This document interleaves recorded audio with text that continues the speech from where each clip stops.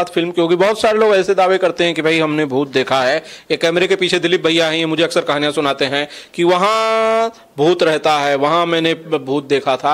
आप ऐसे कुछ दावा करते हैं, आपने कभी भूत देखा है? कभी महसूस किया कि भाई कोई ऐसी सुपर नेचुरल पावर है, कोई ऐसी एनर्जी है जिसे हम भूत का नाम देते हैं? कभी जीवन में ऐसा वाकया हुआ है? देखिए, दुनियावी बातें बोलेंगे तो यही कहेंगे कि भूत क्या है, भय है। लेकिन सत्यता पे अगर जाएंगे तो मुझे लगता है कि जैसे परमात्मा है वैसे आत्मा भी है। आप देखते हैं कि भाई ये अच्छी चीज हो रही है, भोजपुरी का जो स्टेटस है वो बढ़ रहा है, क्योंकि हमारे कलाकारों को हिंदी में गाने का मौका मिला है। नहीं हुआ है कभी, स्टेटस तो दिन ब दिन बढ़ता ही चला जा रहा है। सिनेमा का स्टेटस खत्म हो रहा है, भोजपुरी गानों का स्टेटस मिलियंस व्यूज आते हैं। पवन सिंह एक अभिनेता के पहले बड़े से सिंगर हैं, और पवन सिंह जैसी आवाज़ भोजपुरी में तो किसी के पास नहीं है। रही हिंदी फिल्मों में तो इनके पहले मनोज जी के भी 2-3 गाने बड़े पॉपुलर हुए हैं, जो वो तो अद्भुत पॉपुलर हुए हैं। गैंग वशीपुर में था, और अभी ही एक पंचायत में भी है।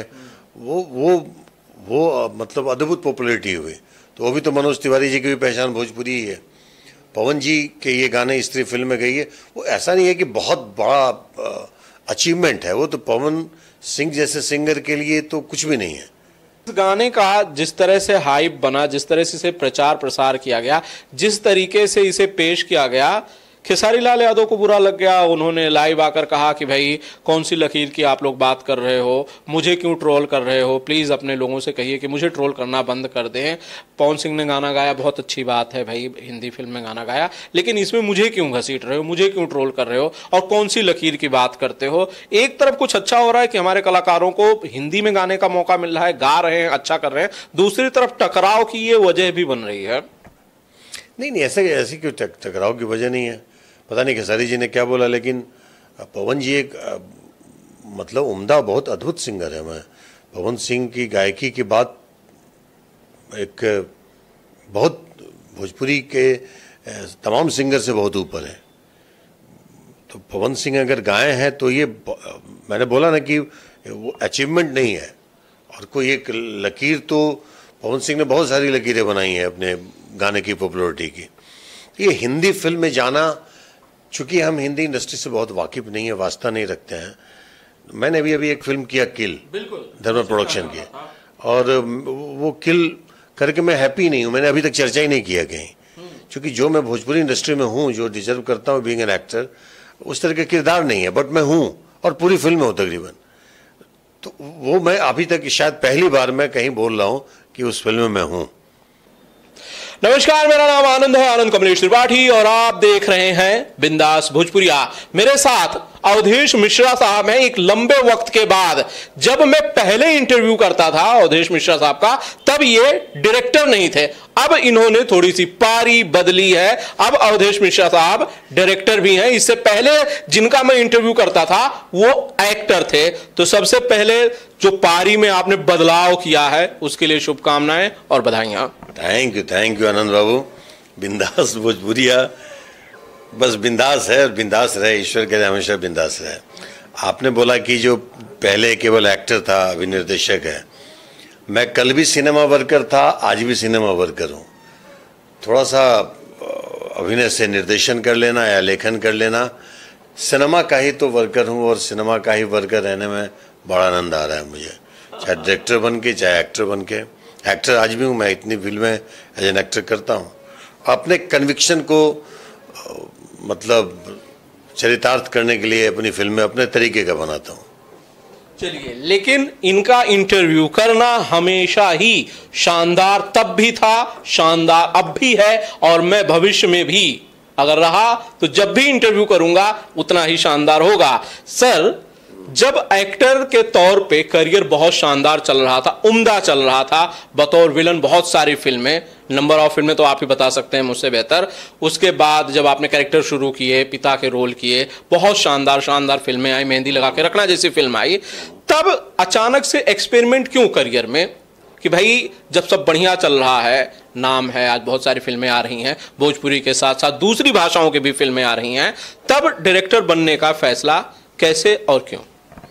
देखिए, ये मेरे मन में एक कलाकार के रूप में मैं खुद से उबन बहुत ज़्यादा हो जाती है। एक वैसे भी कलाकार की ज़िंदगी में सेचुरेशन लेवल आता है। मेरे जीवन में जब विलन करते करते वैसे वही विलन एक ही तरह का, अब किरदार ऐसा कोई बचा ही नहीं है कि जो बने। सिनेमा में कोई नए किरदार का इजाद ही नहीं हो सकता है, तो जो भी है विलन रिपीटेटेड विलन होता था।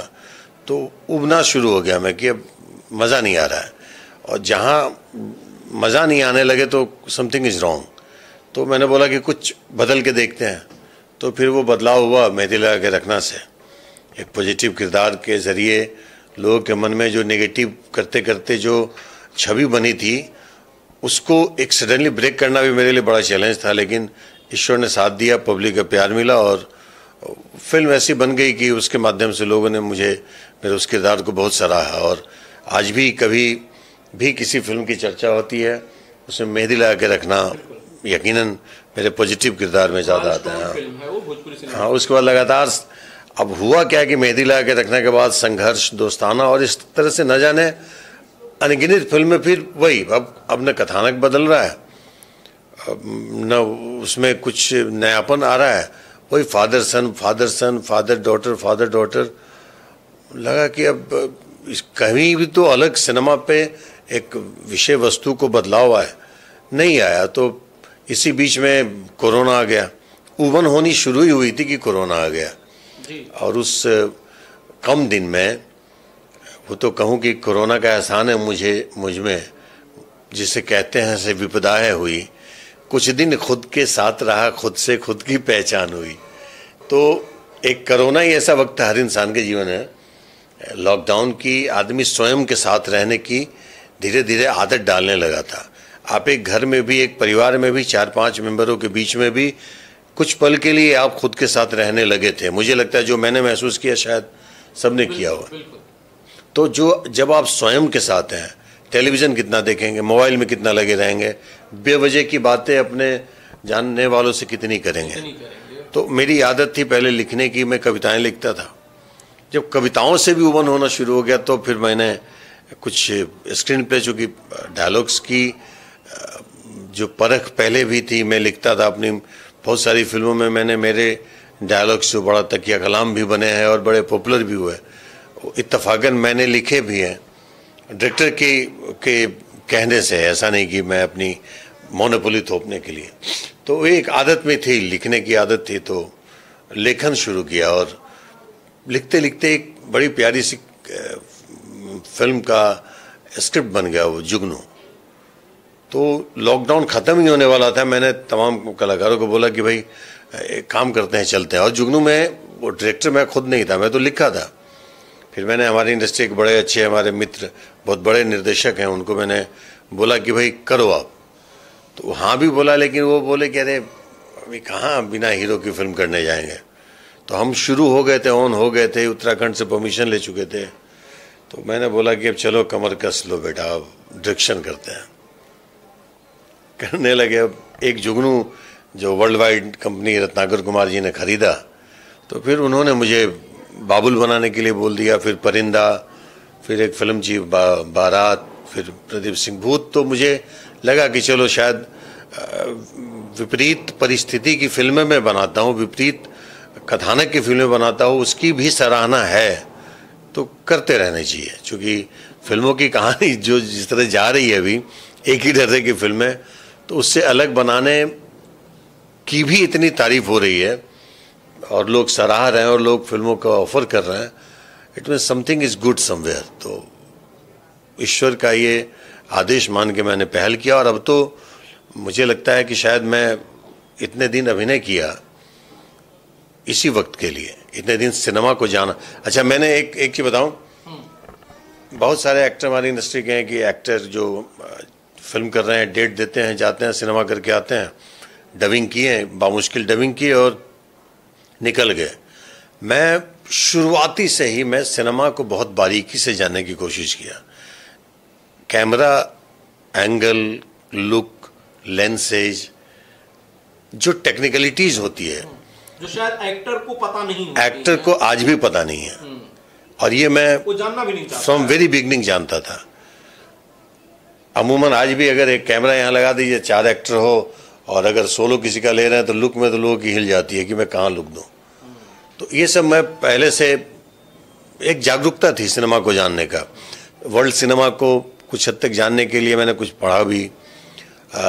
एक एक्टर होने के नाते मैं अपने जहन में एक डायरेक्टर को बसा करके शुरू से भी चलता था कि अगर मैं इस शॉट को लेता तो क्या करता। हाँ, और जब फिल्म देखता था तो उसमें जो गलतियाँ होती थी तब मुझे रियलाइज होता था कि अगर ये ऐसा किया होता तो ये इतना गंदा नहीं दिखता ये शॉट। तो बहुत सारी चीज़ें शुरू से मेरे अंदर ये उमड़ती जा रही थी कि कुछ ऐसा ना, मैं कभी सोचा भी नहीं था कि मैं निर्देशक बनूंगा या लेखक बनूंगा, लेकिन एक्टिंग करते करते मुझे लगा कि ये सब चीज़ें एक एक्टर को जाननी चाहिए। एक अभिनेता केवल अभिनय करने के लिए ही नहीं है, सिनेमा की से जुड़े हर विधाओं के बारे में उसको जानकारी होनी चाहिए। ये मैं इसको सोचा, मैं ये नहीं थोपता हूँ कि सब लोग सोचें, तो शायद ये मुझे एक मजबूती दिया इस निर्देशन में और लेखन में। बिल्कुल। वैसे मैं उन डायरेक्टर साहब को शुक्रिया कहना चाहता हूं, थैंक यू कहना चाहता हूं, जिन्होंने उस फिल्म का जुगनू का निर्देशन करने से इनकार कर दिया, या शायद उन्होंने नहीं किया, क्योंकि अगर उन्होंने उस फिल्म का निर्देशन किया होता तो आज अवधेश मिश्रा जैसा हमारे मित्र निर्देशक हैं और अभी बहुत बड़े निर्देशक हैं, मिस्टर पराग पाटिल। और शायद नियति को ये मंजूर हो कि वो अगर एन वक्त पे मना नहीं किए होते तो मैं नहीं आज निर्देशक नहीं होता। वो एक लॉकडाउन की उबंद की वजह से जुगनू लिख लिया था मैं, जो पराग पाटिल को बहुत अच्छा लगा था। लेकिन ठीक है, ईश्वर की नियति और अपनी नियति भी होती है, उसकी भी अपनी एक कंडीशन होती है। तो अगर पराग पाटिल साहब आप देख रहे हैं, सोचिए कि अवधेश मिश्रा साहब को डायरेक्टर बनाने के लिए आप भी बहुत हद तक जिम्मेदार हैं, क्योंकि आपने स्पेस दिया, आपने मना किया, तो आज एक शानदार डायरेक्टर के तौर पर अवधेश मिश्रा जी यहाँ पर हैं और एक बढ़िया फिल्म इंडस्ट्री को देने जा रहे हैं जिसका नाम है भूत। एक और बात बताऊं, पराग पाटिल अभी प्रोड्यूसर बन गए और पराग पाटिल के प्रोडक्शन हाउस से मैं अपने डायरेक्शन में फिल्म करने जा रहा हूं। वाह, शानदार, बहुत शानदार। ये भी अवधेश मिश्रा जी ने यही कहा कि भाई जिन्हें ये बतौर डायरेक्टर अप्रोच करते थे, अब वो खुद बतौर डायरेक्टर इन्हें अप्रोच कर रहे हैं और अवधेश मिश्रा जी उनके प्रोडक्शन में फिल्म करने जा रहे हैं। सब भूत की मैं बात कर रहा था, भूत आने वाली है आपकी एक फिल्म, बड़ी चर्चाएं हैं उसकी। वैसे अमूमन जो भी फिल्में आप करते हैं उनकी चर्चाएं बहुत होती हैं, लोग उन्हें अप्रिशिएट करते हैं, तारीफें करते हैं, थिएटर में भी देखा है, क्रिटिकली बड़ी फिल्म जो है वो होती है। तो अब भूत के बारे में थोड़ा सा बताइए कि भाई भूत तो आने वाली है, उसकी डेट्स भी अनाउंस हो गई हैं। भूत ना मैं बताऊं कि भोजपुरी फिल्मों में भूत की बहुत ज़्यादा फिल्में नहीं बनी है, लेकिन जितनी भी बनी है वो बड़ा वो कॉमेडी ट्रैक लेते हुए भूत रही है। भूतनी अगर आती है तो वो कुछ कॉमिक करती है, वो भूत मीन्स हॉरर। और हॉरर, आप भूत के बारे में आप किसी अकेली ऐसी जगह पे, भूतिया जगह पे जाए तो आदमी के रोंगटे खड़े हो जाते हैं, सिहर जाता है आदमी। भूत एक भय है, और भय क्रिएट करने के लिए ना कुछ हद तक भय से ताल्लुकात रखना पड़ता है। तो भूत लिखते समय लिखते लिखते जिस जगह पे मैं पहुंच जाता था, जब मुझे खुद ही फील होता था कि कुछ अंदर हो रहा है सीरन, तो मुझे लगा कि शायद बेहतर है ये भूत मैं लिख सकता हूँ। और बनाते समय तो विपरीत परिस्थिति थी ईश्वरीय, इतनी बरसात हो रही थी उत्तराखंड में, और उस कंडीशन में उस सिनेमा को बनाना, लेकिन बनते बनते लगा कि होता ना कि पूत के पाँव पालने में देखने लग जाते हैं। मुझे नहीं लगता था, लेकिन लोगों को, जितने हमारे तमाम कलाकार जुड़े हुए थे, हमारे निर्माता, सबको लग रहा था कि कुछ तो बेहतरीन चीज़ बन रही है। और बनते बनते भूत बन गई, और जिसे देख करके मैं कह सकता हूँ कि जिनको सिनेमा से प्रेम है, जो भी दर्शक सिनेमा से प्रेम करते हैं, 10 तारीख को रिलीज है, उनको भूत बहुत अच्छी लगेगी। मैं ये नहीं कह सकता हूँ कि सास बहू और ननद भौजाई वाली फिल्में जो दर्शक बहुत पसंद करते हैं उनको कैसी लगेगी, ये मैं दावे से नहीं कह सकता हूँ, लेकिन ये ज़रूर यकीन दिलाना चाहता हूँ कि आप एक बार देखेंगे, एक बार उस सिनेमा से जुड़ गए। थोड़ा बहुत इस तरह की फिल्मों में जो ऐड होते हैं वो डिस्ट्रैक्ट करता है, चीज़ों को तोड़ देता है, लेकिन आप एक बार भूत से जुड़ेंगे, आपको यकीनन फिल्म बहुत अच्छी लगेगी। और इमोशन है वो, उसमें एक भूत में भी पिता पुत्री का इमोशन है। एक आत्मा, एक घोस्ट कैसे किसी को रुला सकता है, जितना डरेंगे उतना रोएंगे भी। और जितनी मेरी बुद्धिमत्ता, जितनी मेरी सक्षमता अभी तक रही है, जिससे मैंने सिनेमा बनाया है, मैंने क्या बनाया है, हमारे तमाम टीम के लोगों ने बनाया, तमाम कलाकारों ने अपनी मेहनत की, editor, cinematographer, background scorer, effect, जो भी जितने लोगों ने मेरे साथ जुड़ के अभी तक जो भी फिल्में बनाया, बुरा जो भी हुआ उसका श्रेय मैं लेता हूँ, अच्छा सबका है। लेकिन एक चीज़ मैं बताऊंगा कि हमने सिनेमा बनाते बनाते कभी लगता नहीं है अभी तक कोई फिल्म बनाने में कि जब बनने के बाद देखता हूँ कि ये कैसे बन सकता है। मतलब ईश्वर कुछ चक्र चला रहे हैं और वो चक्र ईश्वर को ही समर्पित है कि ईश्वर ऐसे ही चक्र चलाते रहिए, ऐसी फिल्में बनवाते रहिए। और मैं पुनः सबसे आग्रह करता हूँ कि 10 तारीख को इंटरटेन भोजपुरी सिनेमा पर दंगल प्ले ऐप पर ये फिल्म रिलीज है। आप देखें, दिल खुश हो जाएगा। अगर हॉरर फिल्म के प्रति थोड़ा भी लगाव है, देखते हैं हॉरर फिल्में और खास करके इमोशन, जो शायद मैं कहता हूँ कि अभी तक किसी हॉरर फिल्मों में घोस्ट के द्वारा इमोशन क्रिएट नहीं किया होगा, इसमें है। आपको यकीनन मजा आएगा। जैसे मनुष्य योनि है, वैसे प्रेत योनि भी है। जो मैंने इस फिल्म में बताया भी है कि जिस तरह से हमारे मनुष्य योनि में हम सब विचरते हैं, उसी तरह से प्रेत योनि भी है जहाँ आत्माएं विचरती हैं। हमारे आम जीवन में मनुष्यों का भी अलग अलग स्वभाव होता है, आत्माओं का भी अलग अलग स्वभाव होता है।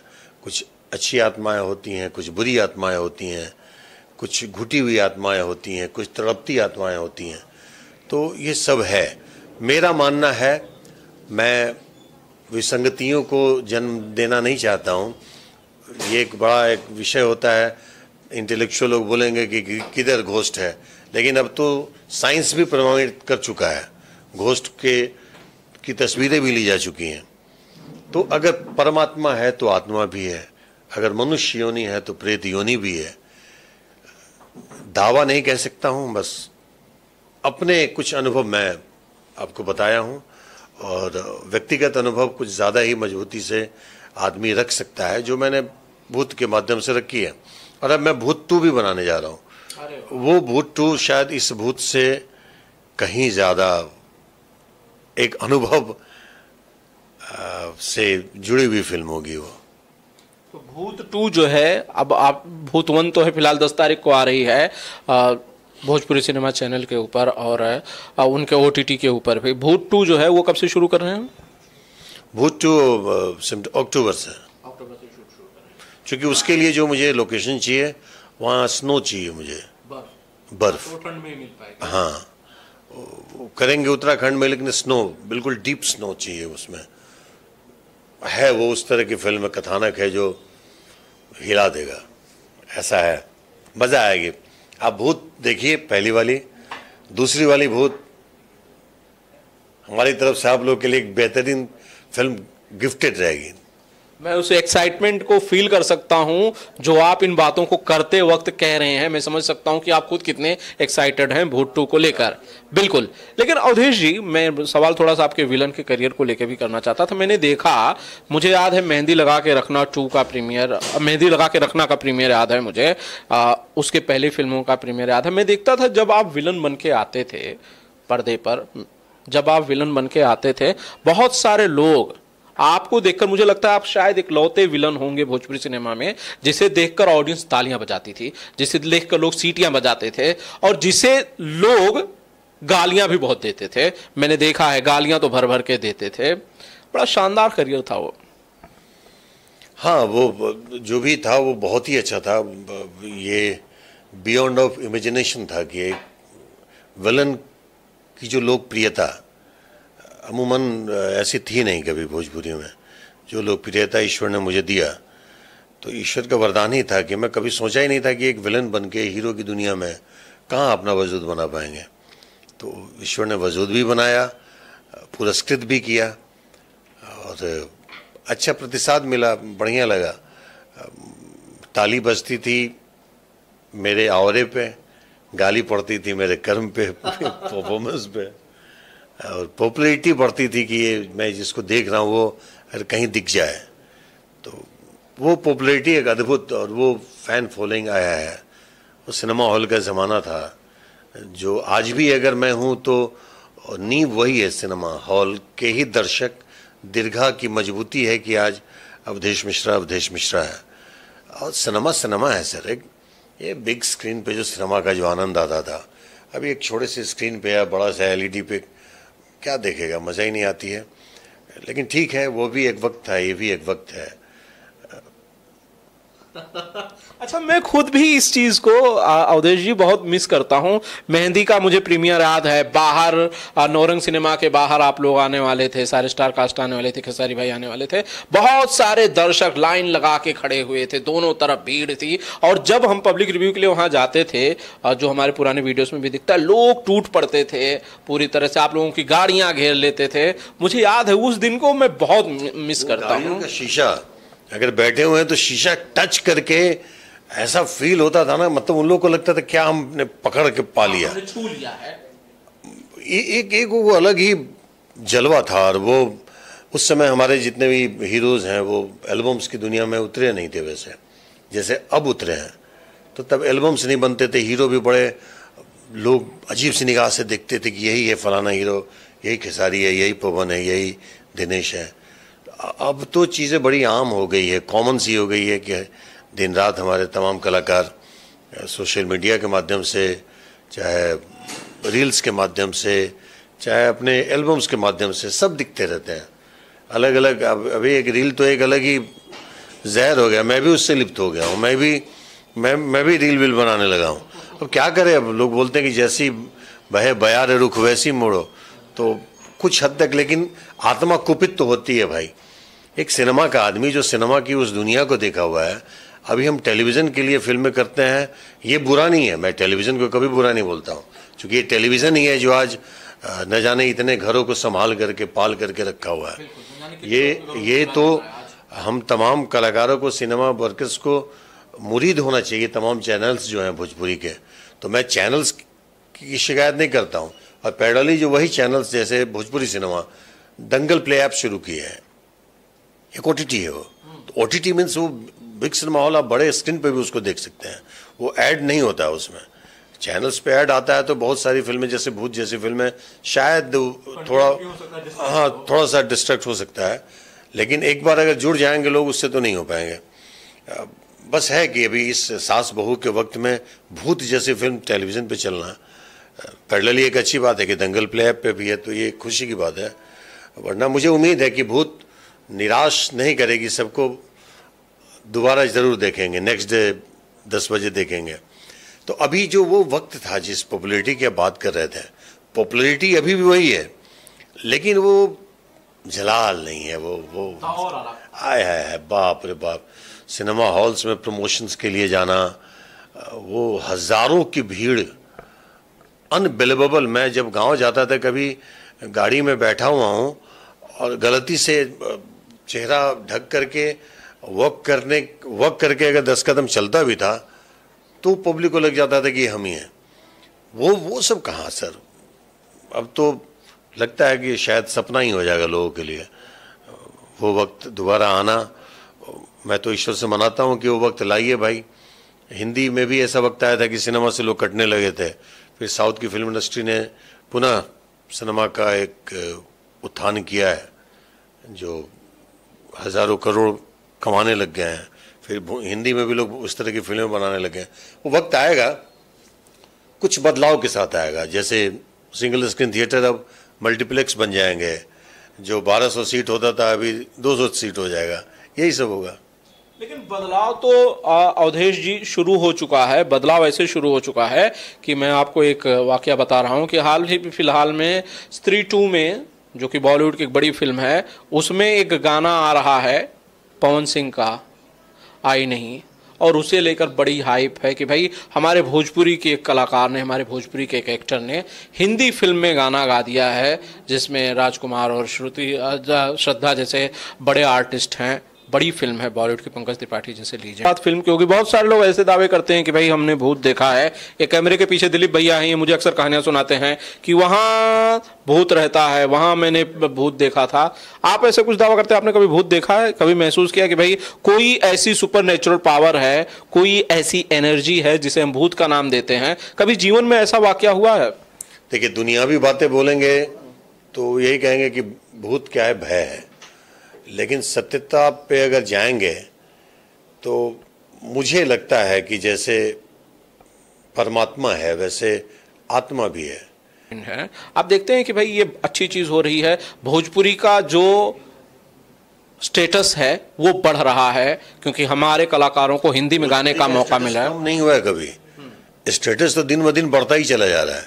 सिनेमा का स्टेटस खत्म हो रहा है, भोजपुरी गानों का स्टेटस मिलियंस व्यूज आते हैं। पवन सिंह एक अभिनेता के पहले बड़े से सिंगर हैं और पवन सिंह जैसी आवाज़ भोजपुरी में तो किसी के पास नहीं है।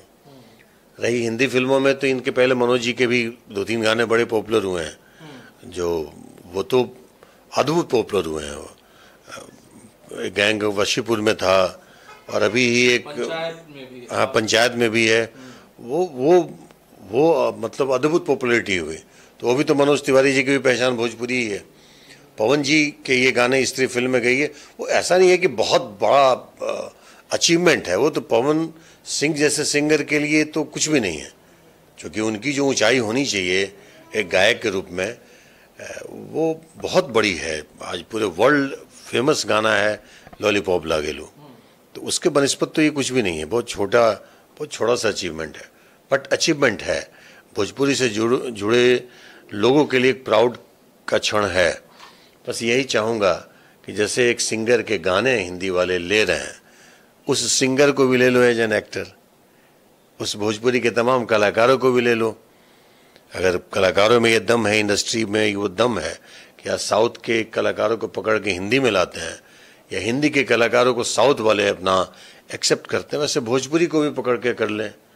इतनी क्षमता हमें बनानी पड़ेगी अपनी, तब मैं समझूंगा कि कुछ अचीवमेंट है। अभी तो सिनेमा की बात नहीं कह सकता हूँ, एक सिंगर की बात हुई है। एक सिनेमा के अभिनेता को भी हिंदी इंडस्ट्री एंटरटेन करे, तब सही वक्त आएगा, तब सिनेमा का उत्थान शुरू होगा। अभी तो ठीक है, हम लोग भोजपुरी का नाम कर रहे हैं, बस यही है। लेकिन इस गाने का जिस तरह से हाइप बना, जिस तरह से इसे प्रचार प्रसार किया गया, जिस तरीके से इसे पेश किया गया, खेसारी लाल यादव को बुरा लग गया। उन्होंने लाइव आकर कहा कि भाई कौन सी लकीर की आप लोग बात कर रहे हो, मुझे क्यों ट्रोल कर रहे हो, प्लीज़ अपने लोगों से कहिए कि मुझे ट्रोल करना बंद कर दें। पवन सिंह ने गाना गाया, बहुत अच्छी बात है भाई, हिंदी फिल्म में गाना गाया, लेकिन इसमें मुझे क्यों घसीट रहे हो, मुझे क्यों ट्रोल कर रहे हो और कौन सी लकीर की बात करते हो। एक तरफ कुछ अच्छा हो रहा है कि हमारे कलाकारों को हिंदी में गाने का मौका मिल रहा है, गा रहे हैं, अच्छा कर रहे हैं, दूसरी तरफ टकराव की ये वजह भी बन रही है। नहीं, ऐसी क्यों टकराव की वजह नहीं है। पता नहीं खेसारी जी ने क्या बोला, लेकिन पवन जी एक मतलब उम्दा बहुत अद्भुत सिंगर है। मैं पवन सिंह की गायकी की बात एक बहुत भोजपुरी के तमाम सिंगर से बहुत ऊपर है। तो पवन सिंह अगर गाए हैं तो ये मैंने बोला ना कि वो अचीवमेंट नहीं है। और कोई एक लकीर तो पवन सिंह ने बहुत सारी लकीरें बनाई हैं अपने गाने की पॉपुलैरिटी की। ये हिंदी फिल्म में जाना, चूंकि हम हिंदी इंडस्ट्री से बहुत वाकिफ नहीं है, वास्ता नहीं रखते हैं। मैंने अभी एक फिल्म किया किल, धर्मा प्रोडक्शन की, और वो किल करके मैं हैप्पी नहीं हूँ। मैंने अभी तक चर्चा ही नहीं किया कहीं, क्योंकि जो मैं भोजपुरी इंडस्ट्री में हूँ, जो डिजर्व करता हूँ बीइंग एन एक्टर, उस तरह का किरदार नहीं है, बट मैं हूँ और पूरी फिल्म में हूँ तकरीबन। तो वो मैं अभी तक शायद पहली बार मैं कहीं बोल रहा हूँ कि उस फिल्म में मैं हूँ, मैंने नहीं बोला। तो ये हम अचीवमेंट इसको बहुत बड़ा नहीं बोल सकते हैं। ठीक है, लगातार अगर वो बीइंग एन सिंगर भी अगर और फिल्मों में उनको गाने का अवसर मिले तो धीरे धीरे ये कहा जा सकता है कि एक भोजपुरी के सिंगर को हिंदी में काम मिला। मनोज जी को लगातार अभी 2-4 फिल्म मिली है हिंदी की, तो वो एक अचीवमेंट है। पवन जी को और आगे मिलेगा तो वो अचीवमेंट है। वो स्त्री ऐसी कोई बहुत बड़ी फिल्म कह के नहीं हम कह सकते हैं जिसमें लगे कि बाहुबली में पवन सिंह को गाने का मौका मिला। तो ठीक है, जो भी है, मेरे स्तर पे सिनेमा के कलाकारों का भी अगर सिनेमा वाले इंटरटेन करें, उनको अपने पास बुलाएं, बोले कि तुम्हारे लिए किरदार है, तो एक अचीवमेंट होगा। क्योंकि सिनेमा से हम जुड़े हैं, हम एल्बम की दुनिया से नहीं जुड़े हैं, हम सिंगरों की दुनिया से नहीं जुड़े हैं। सिंगिंग का मुझे कुछ भी नहीं आता है, तो मैं कह नहीं सकता हूँ। बाकी मैंने भी कई फिल्में की है, साउथ की फिल्में की है, लेकिन ये मेरा कोई अचीवमेंट ही नहीं है। उससे बहुत बेहतर हूँ मैं भोजपुरी में हूँ, कि जो अपने प्रेमाइसेस में अपने जो मेरा जो अपना कन्विक्शन है उसको मैं सामने पेश करने की क्षमता तो रखता हूँ।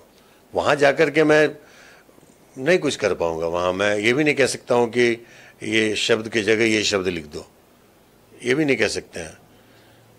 ठीक है, पवन जी, खेसारी जी के अब अलग अलग फैंस हैं जो एक दूसरे को नोक-झोंक करते रहते हैं, तो यही होगा। वहाँ पे कुछ बहुत बड़ी बात नहीं होगी। मुझे ये बात बड़ी स्ट्रेंज लगती है अवधेश जी, जैसा आपने कहा किल की बात, हम सबको पता है कि किल में आपने बढ़िया रोल किया है। हालांकि आप उससे कितने सेटिस्फाइड हैं आपका निजी मामला हो सकता है, इससे पहले साउथ की कई फिल्मों में हमने आपको देखा, लेकिन आप भोजपुरी में अपने आप को ज्यादा शायद कंफर्टेबल फील करते हैं। आपको लगता है कि भोजपुरी सिनेमा में आप अपना ज्यादा बेस्ट दे पाते हैं, या आपको वो कैनवास मिल पाता है जो शायद हिंदी फिल्मों में अनफॉर्चुनेट है नहीं मिल रहा है। लेकिन हमारी क्या वजह है कि हमारे किसी एक्टर को, किसी सिंगर को अगर भोजपुरी से आगे बढ़कर हिंदी में या साउथ में छोटा सा भी रोल मिल जाता है तो उसको ऐसे प्रसारित किया जाता है जैसे लगता है कि भाई कोहिनूर हमें ही मिल गया। इतनी क्या लालसा है हिंदी की? मुझे तो नहीं है सर। मैं देखिए, मैं एक मेरी ईमानदारी बताता हूँ। हम जब इस सिनेमा की दुनिया में आए थे तो कभी नहीं सोचे थे कि भोजपुरी करेंगे। अगर भोजपुरी सोचे होते तो मेरी पहली फिल्म राजा भोजपुरिया होती, जिसमें रवि किशन जी हैं, सुशील सिंह हैं। मुझे वो फिल्म पहले ऑफर हुई थी एज ए विलन, तो मैंने मना कर दिया। मैं बोला कि भोजपुरी तो नहीं करूँगा। मेरे जहन में कहीं भोजपुरी नहीं था, नियति को भोजपुरी ही मंजूर था। तो मेरी स्थिति कुछ इस कदर हो गई फाइनेंशियल, इकोनॉमिकल, कि मुझे लगा कि अब कुछ भी करो, कहीं जाकर के हमाली कर लेने से बेहतर है कि हम अभिनय जानते थे तो हम सिनेमा करें। तो मेरी पहली फिल्म मैंने की भोजपुरी फिल्म, क्या नाम था, दुल्हाई संचाई, रवि किशन ही हीरो थे। तो वहाँ से जो मेरी गति शुरू हुई, जो मेरा सफ़र शुरू हुआ, वो मुझे इस जगह तक लेके आ गया। इस बीच में मैंने साउथ की 3-4 फिल्में की, हिंदी की भी कई छोटी मोटी चीज़ें की, लेकिन मैंने कभी उसको अपने बायोडाटा में, अपने मापदंड में शामिल ही नहीं किया कि मैंने ये भी किया है। मैं अब ये मान चुका हूँ कि जिस ज़मीन की तलाश में मैं इस सिनेमा नगरी में आया था, सिनेमा की दुनिया में आया था, कि वो ज़मीन जहाँ अच्छी अच्छी फिल्मों की फसल उगती हैं, वो ज़मीन ईश्वर ने मुझे नहीं दिया। ईश्वर ने मुझे जो ज़मीन दिया, इसी को मैं अपनी नियति मान के ये तो कोशिश कर सकता हूँ कि इसी ज़मीन पे उस तरह की जो फसल है, उस तरह की जो फिल्मों की खेती है, वो कर पाऊँ। मेरी यही मान्यता है। मुझे नहीं, मेरे जहनी स्तर पे नहीं आता है। बहुत अच्छे पैसे मिले थे मुझे किल में, तो मैं वहाँ गया था। मैं उससे निराश नहीं हूँ, बहुत खुश हूँ कि अगर लोग देखेंगे, जैसे तमाम मेरे जो जितने प्रशंसक हैं उन लोगों ने देखा, मुझे सब लोगों ने मुझे मैसेजेस किए हैं। ये खुशी की बात है उनके लिए, मेरे लिए भी खुशी की बात है, लेकिन मैं उससे ये खुश नहीं हो जाऊंगा कि मैंने कोई बहुत बड़ा अचीवमेंट पाया। नो, ये मेरे लिए एक डाउनफॉल है, एक अभिनेता के लिए, एक सिनेमा वर्कर के लिए। हम जिस जगह पे हैं वो भी एक इंडस्ट्री है, हम भी सिनेमा ही बनाते हैं, सिनेमा ही सोचते हैं और सिनेमा के लिए ही मरते हैं। तो हम यहीं पे उस तरह की फिल्म बनाने की कोशिश कर रहे हैं। सीमित संसाधनों में हमने जो जुगनू बनाई, बाबुल बनाई, या अभी एक भ्राता दोष तक का सफ़र, जो content based, subject oriented film, और उसको सार्थक बनाने की कोशिश कर रहे हैं सकारात्मक तरीके से। ईश्वर से ये मांगते हैं कि हमें, अगर मेरी नियति में वो दुनिया नहीं है, मेरी किस्मत में आपने नहीं दिया है, जो दुनिया दिया है यहीं पे मेरी इतनी गुणवत्ता बढ़ाएं, मेरी इतनी क्षमता बढ़ाएं कि मैं उस तरह की फिल्में बना सकूं। और मेरा अब बिलीव होता चला जा रहा है कि शायद वो वक्त दूर नहीं है कि ईश्वर वो माध्यम मुझे बनाए कि मैं फिल्म बनाऊं। मैं बहुत पॉजिटिव आदमी हूं, अपनी ज़िंदगी के तमाम नेगेटिविटी से बहुत दूर हो जाता हूं। पहले नेगेटिव लोगों के इर्द गिर्द रहता था, नेगेटिविटी सुनता भी था, ओढ़ता भी था, और शायद नेगेटिव प्रतिक्रियाएं भी देता था। अब नहीं, मैं बहुत पॉजिटिव हूँ। ईश्वर पे मुझे बहुत भरोसा है, अपने कर्म पे बहुत भरोसा है, और वही ज़मीन वाली बात है, जो ज़मीन नियति ने मुझे दी है उसी पे वो फसल उगाने की कोशिश कर रहा हूँ और उगाऊंगा, ये मेरा कॉन्फिडेंस है। बिल्कुल बिल्कुल, आप ऐसे किसान हैं जो उस जमीन पर मेहनत कर रहे हैं जिस पर सबसे ज्यादा इस वक्त खेती करने की जरूरत है, और आप जैसे किसान बाबुल जैसी, जुगनू जैसी और अब भूत जैसी फिल्में उसी जमीन से उगा रहे हैं। बहुत शानदार था आपके साथ इंटरव्यू करना मिश्रा जी, बहुत लाजवाब था। सालों बाद हालांकि मैंने इंटरव्यू किया, हमारी बातचीत हुई, लेकिन बहुत शानदार था। कोई एक ड्रीम जो बचा हुआ है अवधेश मिश्रा का जाने से पहले, जो लगता है कि भाई अब तक हमने नहीं किया, जो अब हमें करना चाहिए या मौका मिलेगा तो then I will do it? Dream हमारे लिए नहीं है, हम पूरी इंडस्ट्री के लिए, हम तमाम भोजपुरी से जुड़े सिनेमा वर्कर्स, मैं सिनेमा वर्कर्स की बात करता हूँ बहुत पॉजिटिव हूँ सिनेमा के लिए, क्योंकि मेरे लिए सिनेमा के अलावा कुछ नहीं है। शुरू भी यही है, अंत भी यही है। तो मैं चाहूँगा कि जो भी सिनेमा से जुड़े लोग हैं, सिनेमा के लिए जीते हैं, जो सिनेमा के लिए मरना चाहते हैं, उनका वो वजूद बने कि हिंदी में कोई फिल्म मिल जाना अचीवमेंट ना मान के उसको अपने कर्म के दायरे में रख के उसको एक कदम माने और कोशिश करें कि हम उस कदम को मजबूत बनाने के लिए हर क्षण प्रयासरत रहें। हमारी इंडस्ट्री उस मकाम पे पहुंचे कि वो दूरी न रहे कि हम हिंदी फिल्म बनाते हैं तो हम भोजपुरी फिल्म बनाते हैं, हमने निम्न स्तर के हैं, वो उच्च स्तर के हैं। ये मेरा ड्रीम है कि ये वक्त ईश्वर दे दे, इस इंडस्ट्री के लोगों को इतनी बुद्धिमत्ता दे दे, इतनी सक्षमता दे दे, इतनी साधना दे दे, इतना त्याग दे दे।